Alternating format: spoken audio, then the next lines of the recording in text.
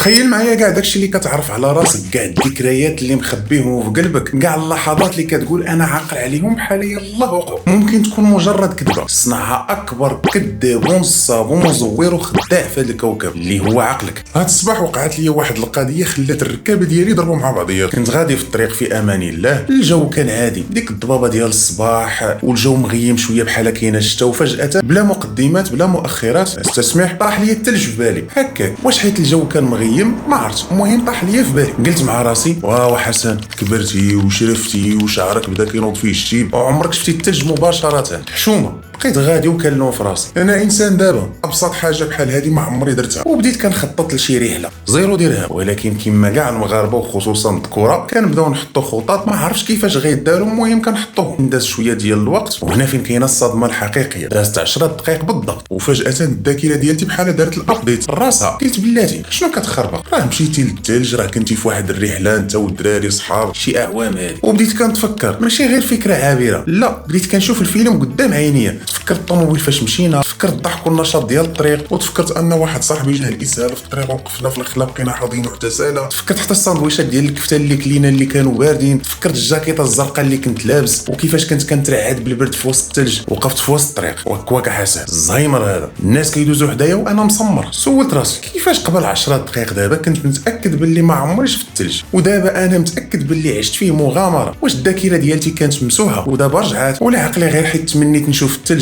ناظر رسم لي هذا السيناريو الخيالي وحطني فيه انا هو البطل وقنعني باللي هذا الشيء وقع. اش ندير ما ندير، اش ندير ما ندير؟ رجع منظم قلب على راسك وشوف شنو هاد العجب، واش تمشي عند الطبيب ولا شنو هاد الشيء. سي جوجل سي يوتيوب. لقيت ان هاد الظاهره سميتها الذاكره المزيفه، الفولس ميموري، وهي اخطر حاجه ممكن يوقع فيها بنادم. اش غيدير السي حسن؟ غيدير عليها فيديو اللي غنكتشفوا به باللي داك الشيء اللي عقل عليه ماشي ديما هو داك الشيء اللي وقع، وداك الشيء اللي كتعاود باستمرار ممكن انه ما عمره وقع، ومجرد كذبه عاودتيها بزاف المرات وتيقتيها حتى انت. وغادي نصدمك بقصص ديال الناس دخلوا للحبس بسبب ذكريات ما كايناش، وغادي نوريكم كيفاش تزرعوا كذبه في عقل ديال بنادم وتخليوه يدافع عليها بحال هي حقيقه مطلقه. فإلا كنتي مستعد تشك في كاع الذكريات ديالك ومستعد تكتشف باللي نص حياتك ممكن تكون مجرد مونتاج داروا لك عقلك بلا ما يتشاور معك، فجيب شي قهوه وركز معايا مزيان، حيت هذا الشيء اللي غتسمع اليوم غادي يغير نظرتك لراسك والماضي ديالك للابد. وما تنساوش واحد الحاجه ما عمري طلبتها منكم، لايك. اغلبنا كيسحب ليه باللي الذاكره هي واحد الهارد ديسك قوي قرصل قوي، داكشي اللي وقع في 2010 كيبقى تما بالتفاصيل ديالو ووقت ما بغيناه كنجبدوه. ولكن الصدمه اللي غتزعزع ليك الكيان ديالك هي العلم يا عمو كيقول باللي الذاكره ديالنا سائله بحال الماء ما تقدرش تشدها. فتخيل معايا عقلك بحال شي بناي غشاش، كل مره كتقول ليه فكرني في ديك الرحله ديال الثلج مثلا اللي قلنا، هذا البناي ما كيمشيش يجبد الملف الاصلي، لا هو هبيل، هو كسول ومعكاز. كيبدا يجمع البقايا ديال الصور اللي بقات عنده من ديك الرحله وكيبدا يبني ذكرى من جديد قدام عينيك. ولا لقى شي طوبه ناقصه ما كيحبش، كيمشي يقلب في الخيال ديالك، يجبد الطوبه من شي فيلم شفتيه، يجبد الطوبه من شي حلم حلمتيه، ويلصق لك شي مع شي بسيمه ديال العاطفه ويقول لك هاكا السي حسن هادشي اللي وقع بالحرف وانت كتيقو.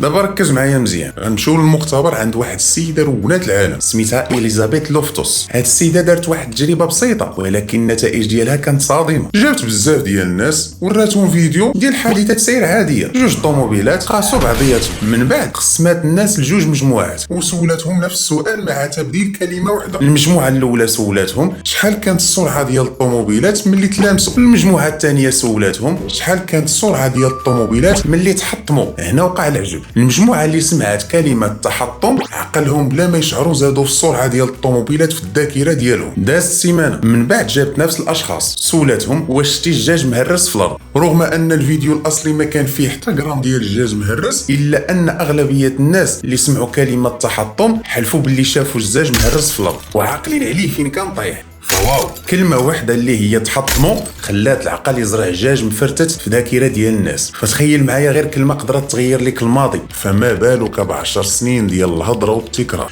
وإلا كنتي دابا انت جالس وكتقول لا الذاكره ديالتي انا حديديه ما يقدرش انا دماغي يقولبني بهاد التفاصيل، فغادي نسولك واحد السؤال تسولوه بزاف ديال الناس. بيكاتشو، واحد المسلسل كرتوني سميتو بوكيمون كان فيه واحد الكائن سميتو بيكاتشو، داك الكائن الصفر اغلبكم دابا غيتخيل باللي الديل ديالو فيه واحد الطريف كحل في الاخر. تاكد الصدمه هي بيكاتشو ما عمر الديل ديالو كان فيه الكحل، ديلو كان صفر كامل. فعلاش الاف الناس كيتفكروا نفس الكذبه؟ هذه سميتها مانديلا افكت. عقلنا كيميل انه يجمع المعلومات اللي منطقيه، حيت ودنيه فيهم الكحل عقلنا استنتج باللي حتى الديل ديالو خاصو يكون فيه الكحل، ومع الوقت الاستنتاج غطى على الحقيقه الماديه. هنا كتفهم باللي الذاكره ماشي غير فرضيه، بل حنا كمجتمع كنقدروا نكذبوا كذبه جماعيه ونطيقوها كاملين ونسميوها تاريخ. وكنت بغيت نفتح واحد القوس على بعض الموروثات الدينيه والحقائق اللي كنعتبروها حقائق تاريخيه، ولكن بان لي غادي نطول وغندخل في شي متاهات ما قادش عليهم، فخلي هذا القوس مسدود. دابا علاش العقل كيدير هكا؟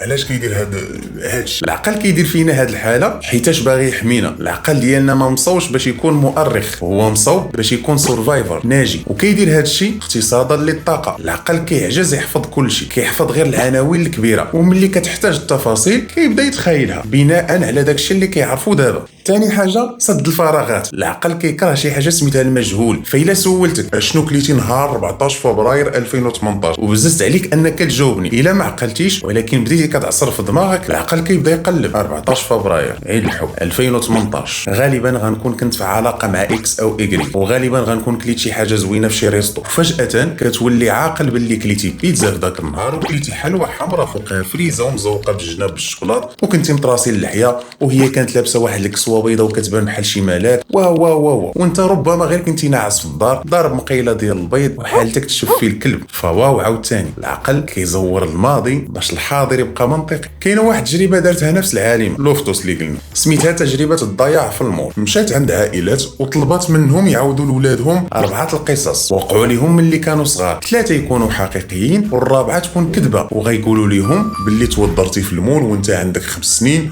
ولقاك واحد الراجل كبير في العمر وعاونك حتى لقيتينا. اشنو وقع؟ في الاول الولد كيقول ما عقلش، ولكن مع التكرار ومع تشجيع العائله الولد ما بقاش غير عقل، بل بدا كيعطي تفاصيل. عقلت هذاك الراجل كان لابس واحد جاكيطه ديال السبور كحله وكنت خايف بزاف وكان بكي وكنقلب عليكم. بنادم اخترع راجل شيباني ولون جاكيطه واحساس بالخوف الواقعه ما عمرها وقعت اصلا، غير حيت عائلته زرعت الفكره في راسه. وهنا وقف وسول مع راسك شحال من حاجه عاقل عليها من صغرك هي فعلا وقعت، وشحال منها هو مجرد قصص عاودوها لك والديك حتى وليتي كتشوفها فيديو قدام عينيك. وقولها لينا في التعليقات. اجي دابا ندوزو للمعقول. هادشي ديال الثلج والساندويتشات والضياع في المول كيبان ليا غير لعب الدراري. اسمع هادشي اللي غنقول لك. تخيل معايا تفيق في الصباح تلقى البوليس قدام الباب ديال الدار، تفضل معنا للمركز. شو كيزوقت تفضل معنا للمركز؟ يحطوك ورا واحد الزاجه وتجي وحده تشيل بالصباح وتقول لهم هو هذا، انا متاكده 100% ان هذا هو اللي تعدى عليا. كتقول والله ما انا كنت ناعس في داري، ولكن هذيك السيده عاقله عليك وشايفه وجهك في عقلها بحال يلاه كتشوفوا دابا. اش غدير في ديك اللحظه؟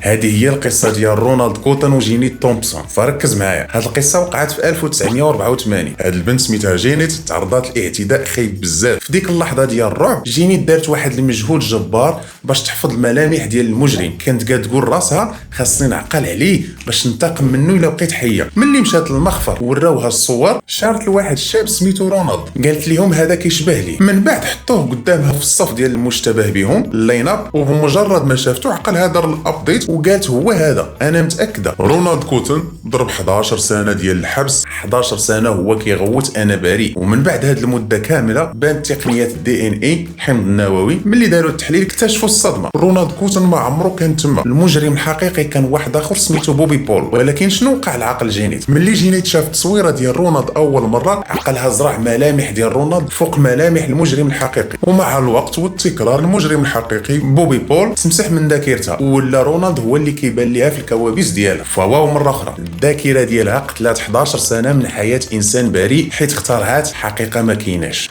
حنا غنهضروا على واحد اللعبه قذره كيديرها العقل بتواطؤ مع الظروف. ملي البوليس كيسولوا الشاهد او المجني عليه واش هذا هو اللي دار الجريمه، هذا السؤال في حد ذاته ملغوم. العقل كيبغي يجاوب، كيبغي يرضي السلطه. الا البوليس وراوك 5 ديال الناس، عقلك كيبدا يقارن شكون هذا اللي كيشبه المجرم وشكون هو اللي ممكن يكون مجرم، ماشي شكون فيهم هو المجرم حقيقه. ومجرد ما كتشير الواحد البوليس كيقول لك مزيان حتى حنا كنا شاكين فيه. هذه الجمله هي السم. مجرد ما كتسمع حتى حنا شكرا، الثقه ديالك في الذاكره كتطلع من 20% ل 100%. كتولي عاقل عليه اكثر ما كنتي عاقل عليه في الاول.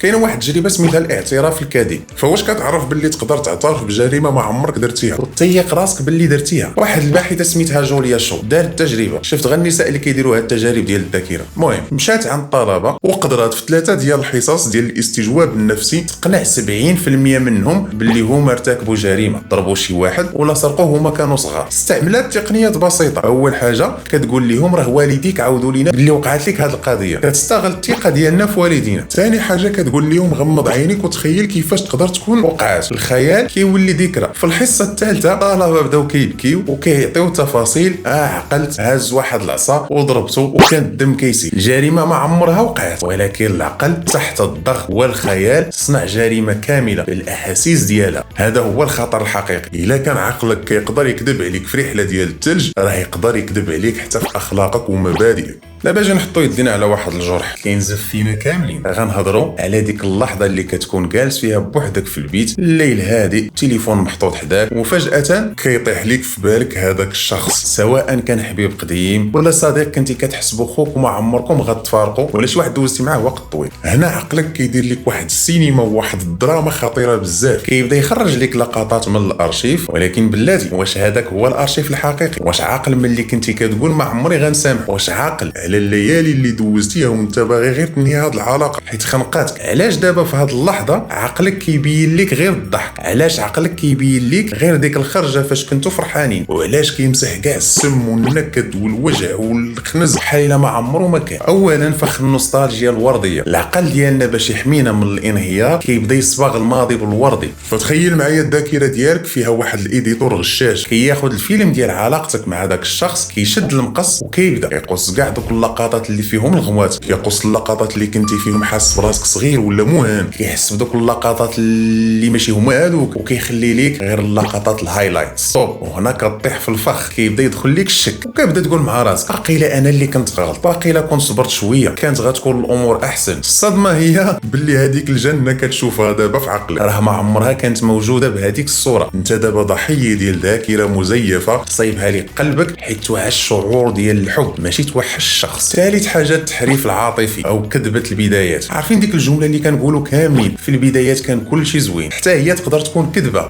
العلم كيقول باللي حتى ذكرياتنا على البدايات كتزور. ملي كتكون دابا في حاله ضعف عقلك كيمشي يزور ديك البدايه ويردها اسطوريه، كيبدا يختار احاسيس ما عمرك حسيتي بها في ديك اللحظه وكيزيدها في الذاكره باش تعمق الخساره ديالك. تخيل تقدر تفتكر باللي اول نهار تلاقيتو فيه كان فيه البرق والرعد وباللي الزمان وقف وريحه الشتاء وريحه الورود، وفي الحقيقه كان نهار عادي، او كان العجاج والكرارس ديال الخضره دايزين من حداك وشي بركاسه خانزه واقفه حداكم، وربما كنتي متردد واش تهضر ولا ما تهضرش، واش تكمل ولا لا. ولكن دابا حيت الذاكره سائله العقل كيعاود يعجنها ويصبغها باش تولي قصه دراميه حزينه كتستحق البكاء. فالعقل كيزور حتى البدايات باش نبروا النهايات اللي كتعذبنا.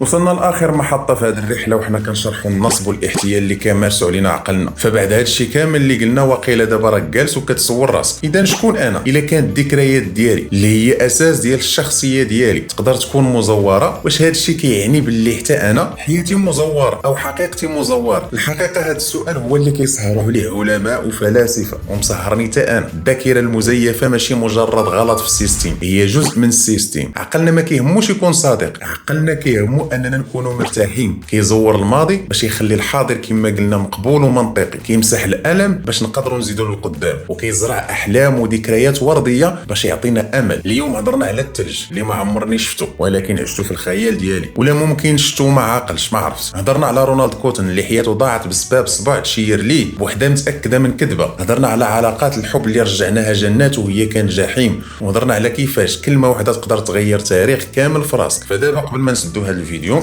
بغيتك دير واحد التمرين صغير، غمض عينيك وتفكر شي ذكرى عزيزه عليك بزاف وشوف فيها مزيان وصور راسك واش هذا الشيء وقع فعلا ولا انا غير محتاج ليه يكون وقع باش نكون فرحان له.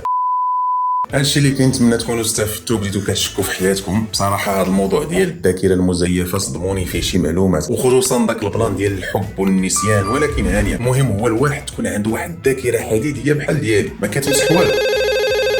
الو نعم شكون؟ اسمح لي اخويا ما عرفش. لا ايوب صاحبي الروح بالروح. واش انت اللي كنت كنقول عليك دائما خويا اللي ما ولاتوش ليا مهمتي سلفتيني 2000 درهم هذه عامين. لا الذاكره مشات. سبحان الله بايو. يلا كنت كنصور واحد الفيديو عليها، تخيل دابا عقلي مسحك من الذاكره تماما باش يحميني من داك الاحساس ديال الذنب انك كتسالني وما قدرتش نرد عليك. العلم هو هذا، العلم فين وصل. ماشي مشكل اخويا، تخرج الحلقه وتفرج بداك الشيء، راه ما بيدي انا والو، داك الشيء بيولوجي وما عندي فيه تايد. هادشي اللي كان معكم حسن. ما تنساوش لايك وكومونتيرات اللي تحكيو لنا على التجارب ديالكم، وسبسكرايب الا كنتي اول مره كتدخل لهاد القناه. والى اللقاء.